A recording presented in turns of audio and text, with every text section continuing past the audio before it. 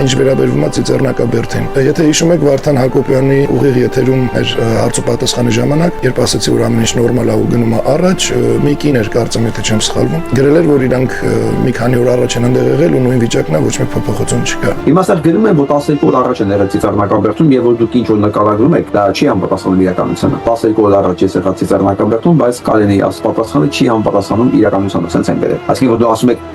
սալապատիկներն են մնացել, հիմնական աշխատանքներն ալված են, ասում են դե Ես ասում եմ ու դա տենց էլ կա։ Երեք Լուիսի բանակի անդամներից այցելեցին Ծիծեռնակաբերդի հուշահամալիր ու ինձ ուղարկեցին բոլոր այն պատկերներն ու վիդեոները, որոնք անհրաժեշտ է հիմա ցույց տալու համար, որպեսզի բոլորդ համոզվեք, որ ամեն ինչ նորմալ ընթանում է առաջ ու ընդամենը երևի 2 շաբաթ ու առավելագույնը մի 20 օրից ամեն ինչ արդեն կլինի ավարտված ու պատրաստ։ Ես խնդրում եմ այդ խոճապը չտարածել, որ իբր աննորմալ է վիճակը, նույն քանդած վիճակն է եւ այլն, գործը նորմալ գնում է առաջ։ Ու նաեւ հուշեմ տվյալ մեր հայրենակցուհուն, ով անհանգիստ էր այդ վիճակով, եւս մեկ անգամ որ քանի որ պաստառներով փակված է շինարարական հրապարակը, դուք տեսնում եք միայն մույթերի վերևի մասը, որին դեռ աշխատանքը չի հասել։ Կհասնի մոտակա 1-2 շաբաթվա ընթացքում արդեն կարող եք հեռվիցել, հետևել, տեսնել, որ ամեն ինչ նորմալ է։ Ու մի քանի օրից արդեն անձամբ Ծիծեռնակաբերդից ես ինքս ձեզ ցույց կտամ պատրաստ վերականգնված հայոց ցեղասպանության հուշահամալիրը։ Ժաննայի ծրագրերը չիրականացան, որովհետև որ ասում եմ, մենք չենք մեռել, որ Ժաննան կարողանա իր ծրագրերը իրականացնել։ Եթե մեր միջամտությունը չլիներ, եթե այդ արձագանքը չլիներ, եթե այն մարդիկ, ովքեր մեզ միացան այդ օրը, շատ քիչ քանակությամբ մեծամասնությունը տունը նստած հետևում էին,